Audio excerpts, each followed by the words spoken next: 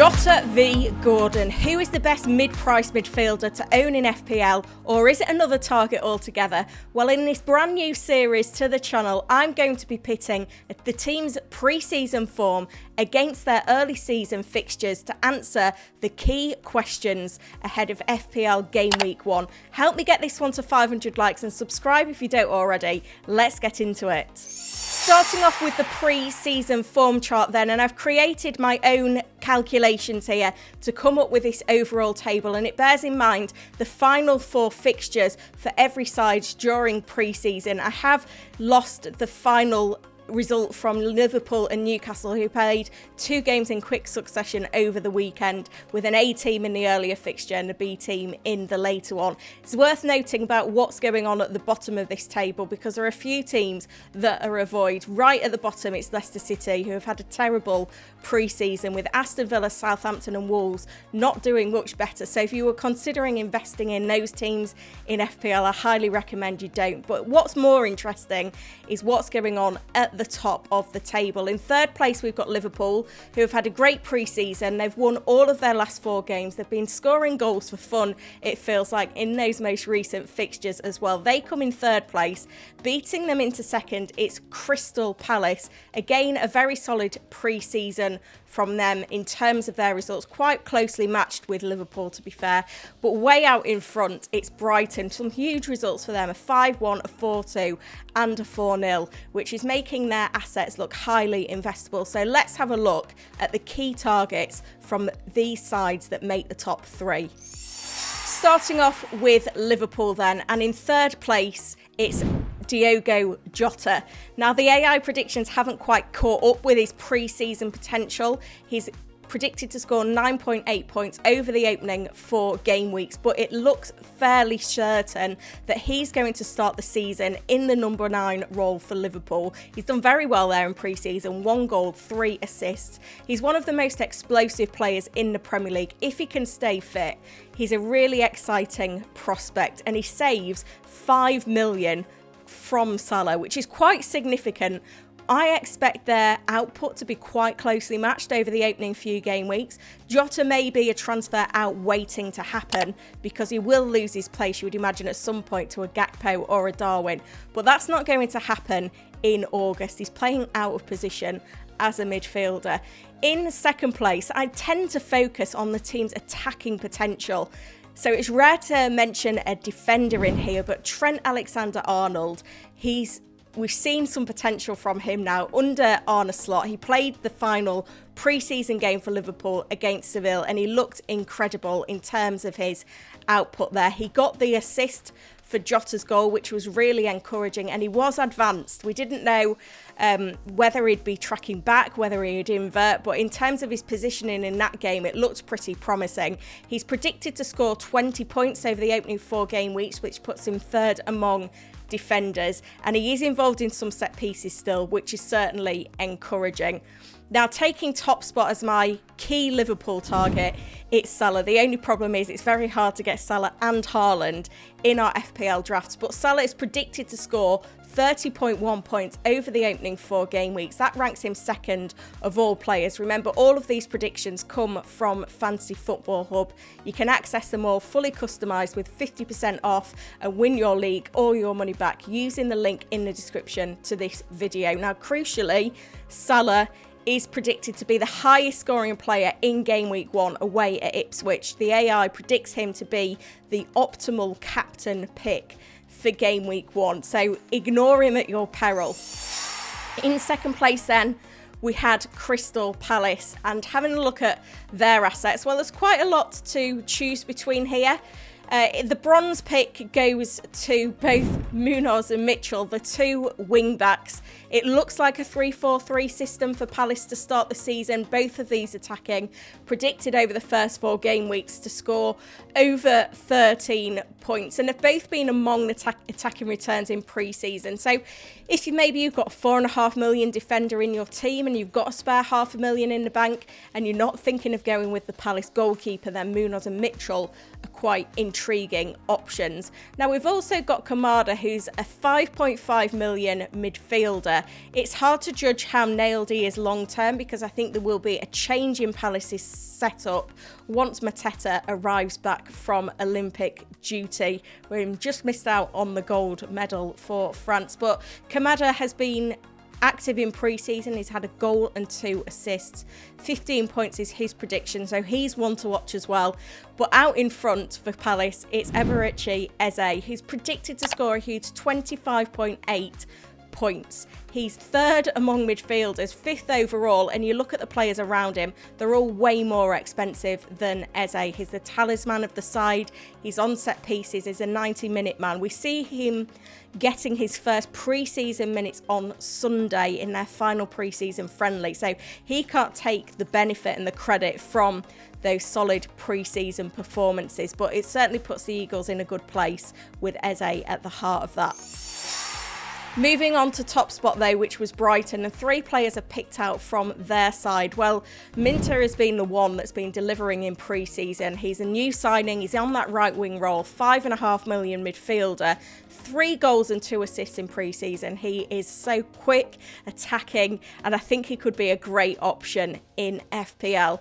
He's picked in the AI predictions by Matoma in second place among Brighton assets, 17.3 predicted points. Great to see him back fit again. He's going to be dominating the left wing. 2 assists in pre-season for him, which is encouraging. But taking top spot for Brighton is João Pedro, the 5.5 million forward. I think the template has shifted in FPL over the last few days to go with a Haaland, Isak, Solanke front line, but don't rule out João Pedro still. It was encouraging to see him get some minutes, having missed out on some of the pre-season games with an injury, but he's nailed, he's on penalties. He's got bags of potential in a very attacking Brighton side that I'm expecting to see a significant improvement in their performances under the new manager. Moving on to the fixtures chart then, and this is taken directly from Fantasy Football Hub, filtered by attack potential, because that's the positions where we're really focusing our funds on. It's worth noting the sides at the bottom of the chart over the opening 4 game weeks, which includes Spurs right at the bottom in terms of attack potential. Seen a lot of their assets inside. I think obviously Leicester away in game week 1 is a really nice fixture, but beyond that, do we know how great the fixtures are? Newcastle away game week 3, Arsenal at home in game week 4 is a little bit off-putting. We've also got West Ham, Ipswich and Villa at the bottom of this table, suggesting that the fixtures mean that their assets are avoids. But let's have a look what's going on at the top of the table. In third place, we've got Newcastle. Southampton at home, Bournemouth away is a great start. They've also got Wolves away in game week 4, which isn't too bad, and Spurs at home in game week 3. You can't rule out that fixture either. In second place, we've got Fulham. Tricky trip to Old Trafford perhaps in game week 1, but then 2 promoted sides in Leicester and Ipswich in game week 2 and 3. They're really exciting fixtures to target. And top of the table, perhaps not the easiest fixtures on paper, but when you look at the attack potential and the quality in Manchester City's attack, it does shift things in their favour, is Manchester City. So they've got Chelsea away, Ipswich at home game week 2 is the one to target, then West Ham away and Brentford at home. Let's have a look at the top players to target from these sides. Starting off with the third place side, Newcastle United then, and the man that's really delivered in pre-season has been Jacob Murphy, who's a 5.5 million midfielder. He's been playing on the right wing. Barnes has been on the left, but we expect Gordon to come in. 5 goals and 3 assists from Murphy in pre-season, definitely the star man. 16.4 predicted points as well. The question is, how long can he nail down that spot for, and will we see Barnes and Gordon on either flank going into the season? Will we see Murphy leave? There's a lot of question marks there, so he looks an intriguing option, but I'm not sure how valid that pick is in the long term. In second place, we've got Anthony Gordon, who got 45 minutes under his belt in the pre-season friendly on Friday, was among the attacking returns in that game as well. And the thing that I like most about him is those 2 home games, Southampton at home, Spurs at home. He absolutely loves playing at St James's Park. There was a massive proportion of his goal involvements last season that came in those home games. Eddie Howe said he is behind the others in terms of fitness, having returned late from the Euros, which does just put a few doubts in my mind for game week 1, but certainly the season as a whole, he's going to be a fantastic pick once again.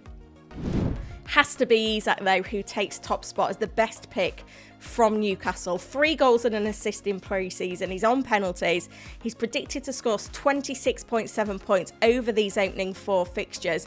That puts him second among forwards, behind Haaland, obviously, and third overall. His ownership is creeping up, but he's not absolutely stratospheric at this point, but I can't understand why he's not just a perma pick. Quite a lot looking at him for the armband for that opening fixture against Saints at home, which just screams goals for me.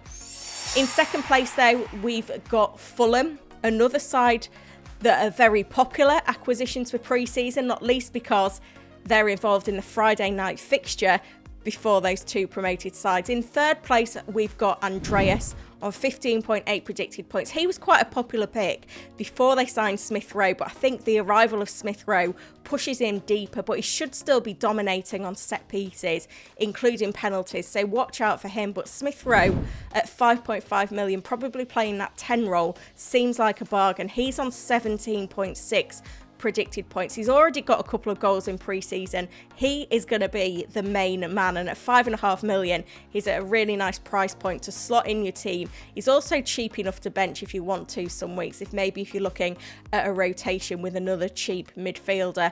Taking top spot in the predictions, though, is Rodrigo Muniz, the striker that did really well in the tail end of last season. He's ranked 6th among forwards for predicted points on 20.4. I think he's not going to get that much attention because I think we're getting led towards that Haaland, Isak, Solanke template that I've mentioned before, but don't rule him out if you are looking at the budget forward spot for whatever reason. But if we move on to Man City assets now, honourable mention goes to Oscar Bob, who has turned heads with his performances in pre-season. He doesn't make the podium, though. In third place, we've got Vardiol, another defender. He's actually the top predicted defender over the first 4 game weeks of the season. Few question marks on his position. He has played centre-back at times in pre-season. He was back at left-back in the Community Shield, but with Rico Lewis on the opposite flank, it was Lewis that was advanced and Vardiol who stayed deeper. However, massive clean sheet potential. Goal involvements last season, he got 6 during the run-in, and as soon as Kyle Walker comes back into the side, Vardiol's potential is just going to go up and up and up, and I expect that to happen by the time they play Ipswich in game week 2. In second place, Kevin De Bruyne. The AI predictions love him. 5th among midfielders on 24.2 predicted points, 7th overall.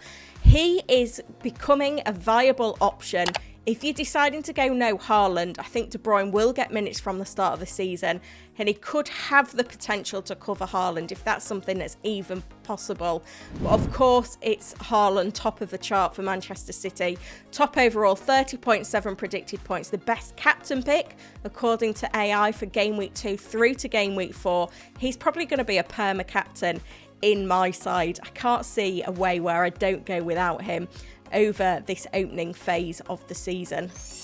Bringing all of this information together then, here is the overall form v fixtures chart to start the season. Now, because it's pre-season form and we can't apply too much weight to that, instead of averaging the team score across the 2 metrics, I have weighted it more heavily to the fixtures over the form. That only felt fair. But let's have a look at how this shakes off. Now, at the bottom, there are some clear teams to be avoiding in here. We've got to mention Wolves, Ipswich, West Ham, Aston Villa. I don't think any of their assets should be anywhere near our game week 1 side. So we've got Spurs, Manchester United in mid-table obscurity. Arsenal and Man City, Fulham and Brighton, all sides we've mentioned, towards the top. But the top 3, well, in third place, it is Newcastle United.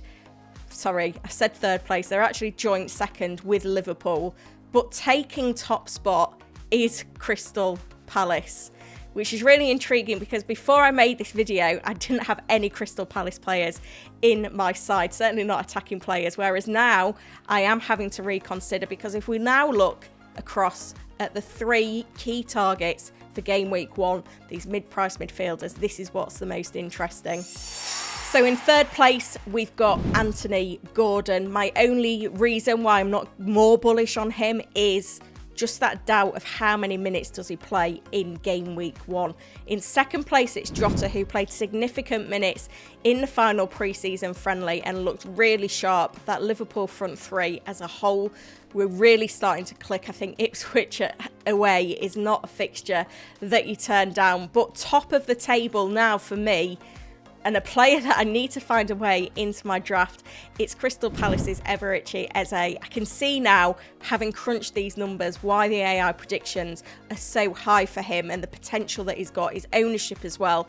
Having made this video, I'm now thinking I cannot go without Eze. I hope you've enjoyed this video. Let me know in the comments what you think to this series. I'm going to be building up the form charts as soon as we've got real Premier League action, so it should get more and more useful as the season goes on. So let me know in the comments what you thought. Do check out the link in the description as well to Fantasy Football Hub, because the fixture analyzer and all the predictions in this video did come from there. 50% off right now, and if you don't win your mini league, you will get a full refund. That offer, 50% off, does end this week, so now is the best time to sign up and take advantage. Let's get this one to 500 likes. Help me on the road to 35k subs by the game week 1 deadline. There's not many days left, so I really do need all of your support. Thank you for watching.